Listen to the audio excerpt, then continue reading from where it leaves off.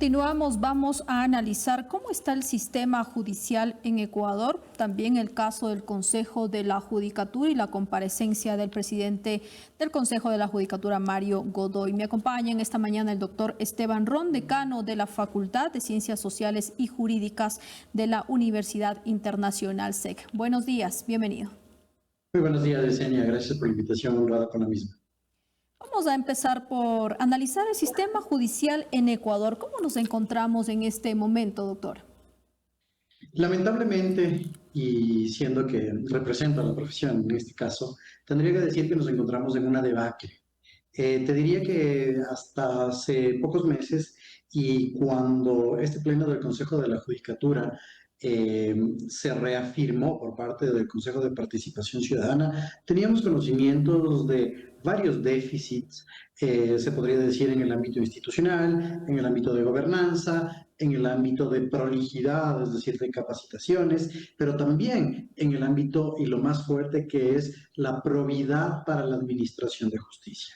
Se creía que con este nuevo pleno algo se podía cambiar y de hecho los representantes cuando rindieron su proceso de oposición en el Consejo de Participación Ciudadana estaban obligados a presentar un plan de trabajo. Y de esto se rescataron algunas cosas. Pero ¿qué es lo que ha pasado el día de hoy? Y sobre las acusaciones al presidente de la Judicatura de la semana anterior, se podría decir que la Administración de Justicia en el Ecuador está en una implosión, con un factor determinante que es lo que se dice el merodeo, porque todavía no es algo fáctico, probado y que está en ámbito de especulación del narcotráfico y el narcoterrorismo, presionando, en este caso, a los operadores de justicia. Eso es lo más complicado. Una vez que existe una presión factual ya operativa en la administración de justicia, no solo para resolver, sino para otro tipo de actuaciones jurisdiccionales que nos representan sentencias, se podría decir que está en una implosión. No te digo todavía, como se ha visto en el derecho comparado, en una cooptación, es decir, que deja de existir la Administración de Justicia Independiente, pero sí estamos en una implosión bastante complicada de superar y que al menos tomará algún tiempo después de algunas reflexiones y ciertos cambios institucionales que se esperarían que después de este clivaje que se ha producido se presenten, se logra recuperar en cierto sentido, en primer lugar, la gobernanza y luego pasar a unos procesos evaluatorios de las personas que trabajan en la función judicial, Yesenia. Usted ha hablado también, y ha sido específico, en ciertos cambios institucionales que se tienen que dar para evitar que esto siga pasando. Por ejemplo, ¿cuáles? Algunos que tomarán su tiempo, pero otros de manera inmediata que se pueden hacer. Mira, yo no soy muy partidario de las declaratorias de emergencia. Ya vimos que las declaratorias de emergencia históricas que tuvo la función judicial devinieron en ciertas circunstancias, inclusive de corrupción, respecto a lo que tenía que ver con la contratación de obras civiles y demás. Y luego, en las últimas declaratorias de emergencia, no en el sector de justicia, sino en el sector salud, realmente no fueron tomados en cuenta. Creo que hay algunas cosas que realizar y algunas tareas pendientes en la administración de justicia. La primera de ellas, que es una deuda que ya viene a ser histórica, que de hecho hay que darle seguimiento, que fue el ofrecimiento realizado por la Contraloría General del Estado de realizar los exámenes patrimoniales a los bienes de los servidores judiciales. ¿Sí? De hecho, se podrían aplicar, por ejemplo, dentro de esta deuda, las normas de compliance público. Es decir, que cuando existe algún tipo de sospecha respecto de las actividades, del tren de vida y demás, de los servidores judiciales se haga la inspección, en este caso, de los bienes para que, y con las rutas inclusive tributarias de beneficiarios finales, se pueda ver si es que efectivamente los servidores de justicia no están, en este caso, coludidos o son parte de redes de corrupción. Esa es una gran deuda que se tiene. En el ámbito de profesionalización, que es algo muy importante a recalcar, vemos que esta implosión a la que me refería no solo tiene que ver desde el ámbito público, desde la administración, sino también en el ejercicio profesional. Ejercicio profesional que obviamente tiene que ver con muchos temas personales y hasta subjetivos, pero en ese sentido se pueden estandarizar dos prácticas. La primera de ellas son los exámenes evaluatorios que se harían a los profesionales del derecho o los exámenes de habilitación. en ciertas materias para que nosotros podamos conservar nuestras licencias para el ejercicio profesional o las inscripciones en el foro de abogados o en los respectivos colegios profesionales. Esa es una de las opciones. La otra, el sistema de sanciones paulatinas en el caso de que los abogados hayan incumplido normas éticas e ir de cara a una suspensión profesional. Esos, por ejemplo, son dos temas. La examinación, en este caso, y los tiempos en cuanto a la demora de causas, la informatización y el control, no solo del sistema SATGE, sino del expediente judicial, que es del expediente judicial digital, que es una deuda eterna, pero principalmente, y en este punto, Yesenia, es el tema del blindaje. Ese blindaje es lo más complicado, lo más duro que deberíamos tener en este momento para tratar de expulsar a estas fuerzas de corrupción y de corruptibilidad que han ingresado al sistema de administración de justicia y que se da igual bajo dos espectros. El primero de estos es la examinación de los servidores, que ya lo expliqué, y el segundo es que efectivamente a los jueces y a los operadores de justicia tengan un constante monitoreo inclusive de sus actividades hasta personales. ¿Por qué te digo esto? Porque estamos en un momento de crisis. Y en esto, por ejemplo, se ha topado tres temas: de expediente judicial, hablar de un blindaje también y el monitoreo que tiene que ver esto más con los jueces. Entonces, ¿cómo estamos actualmente? Por ejemplo, en el tema de jueces hablábamos hace unos días que, por ejemplo, no tienen ni lo mínimo para ejercer sus funciones. La reevaluación, en este caso, de la carrera judicial, Yesenia. ¿Sí? Tú bien dices y señalas, hay muchos jueces que no, al menos de primera etapa, de primera instancia, que no tienen las credenciales académicas necesarias para ser jueces. ¿Sí? Segundo, que no tienen los años de experiencia para ser jueces. Y además que sus fallos han sido considerados con errores de derecho. ¿Sí? Entonces, esa evaluación a los jueces de la primera instancia e inclusive a los operadores judiciales tiene que entrar a ser realizada ya y de forma masiva. De hecho, este tipo de circunstancias ha pasado en el derecho comparado, pasó en los años 2000 en Colombia, y que se creó a nivel del Consejo de la Judicatura, una unidad con mucha inversión estatal, obviamente del monitoreo de las actividades, número de causas que los jueces despachan, cuánto se demora, si es recurrencia o no recurrencia en esta demora. Y además, Yesenia, algo que es sumamente importante en este sentido es la reevaluación. ¿Sí? La reevaluación de los expedientes personales y profesionales de los jueces es algo que se tiene que realizar de forma inmediata para estandarizar, y eso es lo más importante, estandarizar los criterios de administración de justicia.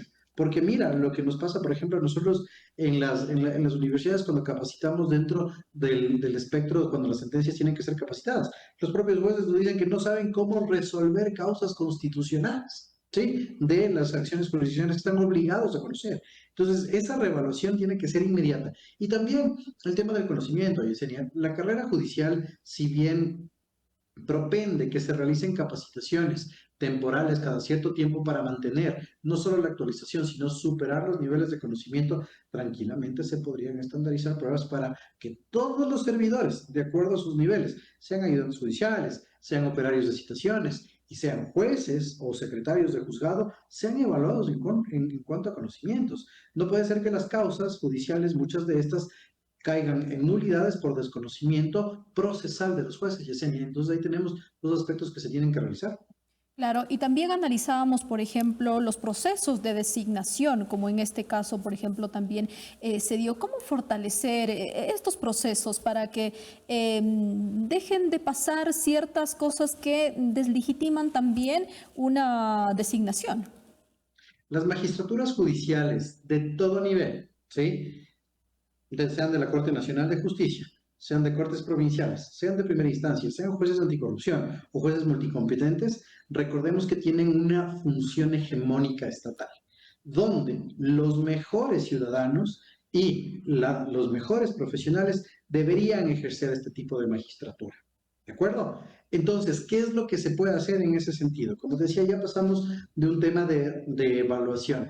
Ahora, los procesos de designación. Nuevamente, no tiene por qué hacerse una diferenciación, por ejemplo, lo que se hizo alguna vez entre provincias, cuando estamos en un criterio de igualdad de oportunidades, los jueces deberían ser o tener al menos los mismos niveles de conocimiento. Segundo, el fortalecimiento de los procesos meritocráticos. Los méritos tienen que ser subidas a los más altos estándares, obviamente de acuerdo a las categorías de los jueces. Tercero, el tema de la oposición. La oposición en cuanto a las pruebas no solo es el desarrollo del conocimiento, ¿sí? Sino también deben ser pruebas prácticas. Y ahora ese proceso de designación es el que tiene que ser blindado, ¿sí? ¿Cómo se lo blinda? Básicamente a través de concursos que tengan una gobernanza interna con, no hablemos de veeduría ciudadana, sino con participación ciudadana. Pero esa participación ciudadana tiene que ser mal o bien remunerada, con involucramiento de la sociedad civil organizada, el involucramiento de las universidades, y aquí viene algo trascendental. Ya necesitamos, en este caso, la cooperación internacional.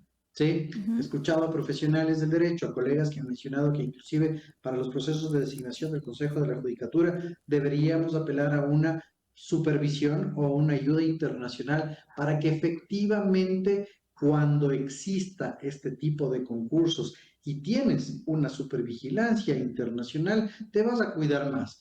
Y de ahí la válvula de escape es que en el caso del mínimo nivel que exista de presumir actos de corrupción en estos procesos de designación, tienen que ser denunciados de forma inmediata, no a través de noticias crímenes, no a través de X, no a Ujú. través, en este caso, de ideas lanzadas al aire, sino con efectivas denuncias, no solo de los afectados, sino de los ciudadanos involucrados en este tipo de procesos, que podríamos ser cualquiera de nosotros. Y justo también a eso iba respecto a la designación, al proceso de designación de, por ejemplo, los vocales del Consejo de la Judicatura. Usted ha manifestado esta importancia de tener cooperación internacional. ¿Qué otras acciones para este proceso específico? Mira, el proceso de designación del Consejo de la Judicatura, en primer lugar hay que entenderlo como que es un proceso que los magistrados, perdón, los vocales duran en el tiempo. ¿Qué es lo que Ujú. ha pasado en el Ecuador desde el régimen de transición del CPCCS de Julio César Trujillo? Que hemos tenido esas desavenencias en el Consejo de la Judicatura, inclusive cuando se nombró este Consejo de la Judicatura transitorio solo con 3 consejeros, que inclusive recuerdo que un colega también docente, el doctor Albán, terminó renunciando, ¿sí?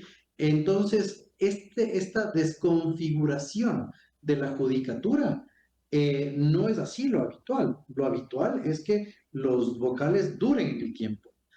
Constitucionalmente no se puede cambiar el cómo se conforma el Consejo de la Judicatura. Ahí tenemos ese candado, ¿sí? Que la designación de vocales o para la designación de vocales se acuda a las fuentes judiciales del país, Fiscalía, Corte Nacional de Justicia, y como está configurado constitucionalmente, nosotros no podemos alterar eso.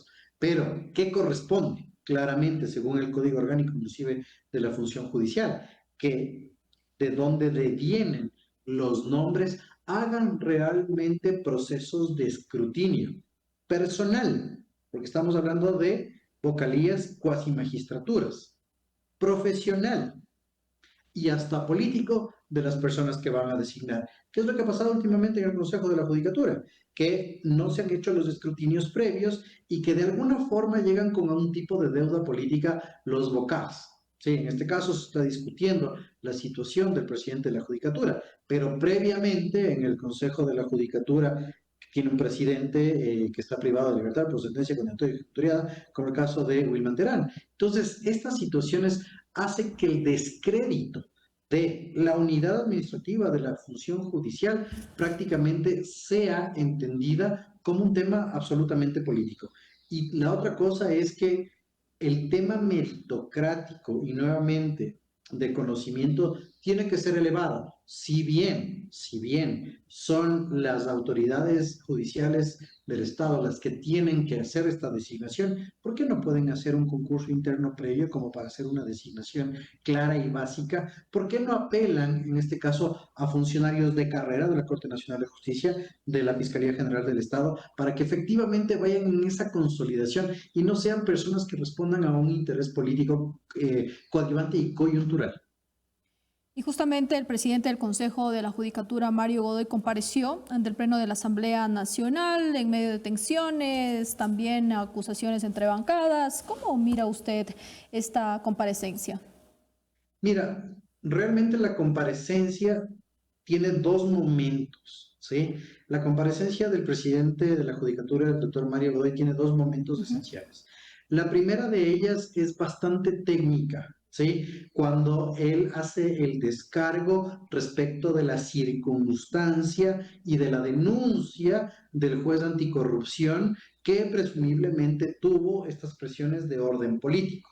Deja de lado el tema de los audios y también extrae de esta situación al ex director provincial de Pichincha, al señor Gaibor, y se centra en dos temas: el por qué no se da la aceptación de la renuncia por el tema de cómo deben sentenciarse las causas, esta reducción escrito de las sentencias, y en segundo lugar, el tema de que no le compete al Consejo de la Judicatura realizar los exámenes de posibles vulnerabilidades en cuanto a la seguridad de los jueces, que esto corresponde a otras instancias ministeriales.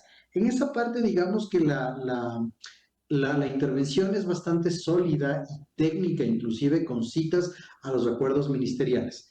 Viene una segunda parte que también es un descargo, que es el tema de la situación familiar, que ahí creo que faltó un poco de documentación, pero básicamente lo que ha hecho el doctor Godoy es señalar que ni su esposa ni él defendieron a personas involucradas o cercanas al narcotráfico en temas penales, que sí lo hicieron en temas administrativos, pero no, o civiles, pero no en temas penales.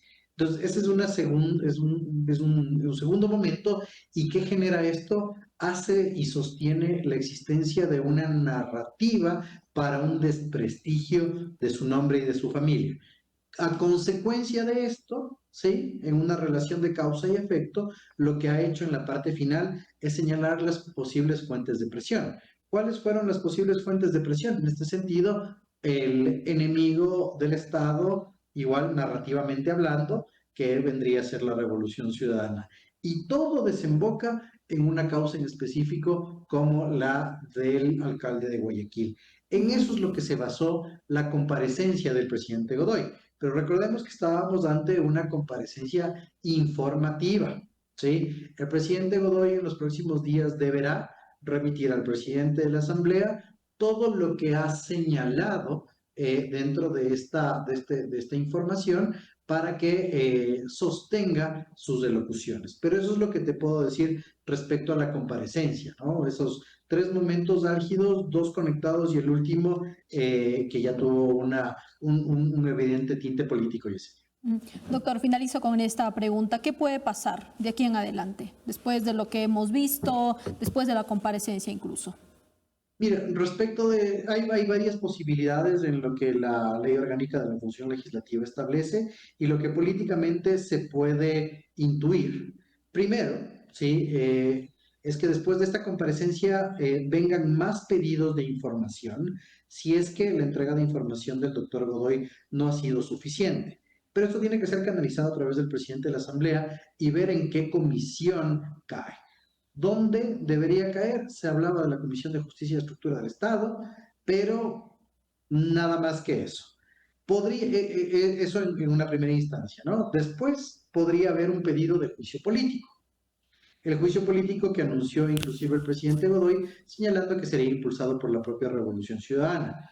Para el inicio del juicio político, dentro de la Comisión de Fiscalización, se requiere de un número de firmas y presentar, obviamente, en este caso, el cargo, el por qué Mario Godoy estaría incumpliendo funciones para que efectivamente existe esta subsunción de incumplimiento de cargo y sostenerlo con las pruebas efectivas. ¿Sí? De calificarse el juicio político, vendría el juicio político dentro de la Comisión de Fiscalización y luego pasaría al Pleno de la Asamblea si es que el procedimiento dentro de la Comisión así se diera. Hasta ahí, si es que se queremos hablar del ámbito estrictamente político. Si nos vamos al ámbito administrativo, ¿sí? Podría ser que Mario Godoy renuncie, ¿sí? ¿Qué correspondería ahí? No, ya dijo que él está valorando esta situación. ¿Qué correspondería ahí? que se haga cargo temporalmente la vocal suplente que devino de la Corte Nacional de Justicia, la abogada Villasís, y el CPCCS el Consejo de la Judicatura solicitar al CPCCS y que a su vez solicite a la Corte Nacional de Justicia, fuente inicial de la designación, un nuevo vocal principal. Esos son los escenarios sobre la intuición y sobre los procedimientos administrativos o políticos que quedarían después de esta comparecencia. Nos acabó el tiempo, doctor. Seguro vamos a seguir analizando este tema. Le agradecemos mucho. El agradecimiento es mío por la consideración, Yesenia. Un excelente día. Excelente día también. Conversamos con el doctor Esteban Ron, decano de la Facultad de Ciencias Sociales y Jurídicas de la Universidad Internacional SEC. ¿Cómo está el sistema judicial en Ecuador? Consejo de la Judicatura y también un análisis de la comparecencia del presidente del Consejo de la Judicatura, Mario Godoy. Nos vamos a una pausa. Volvemos.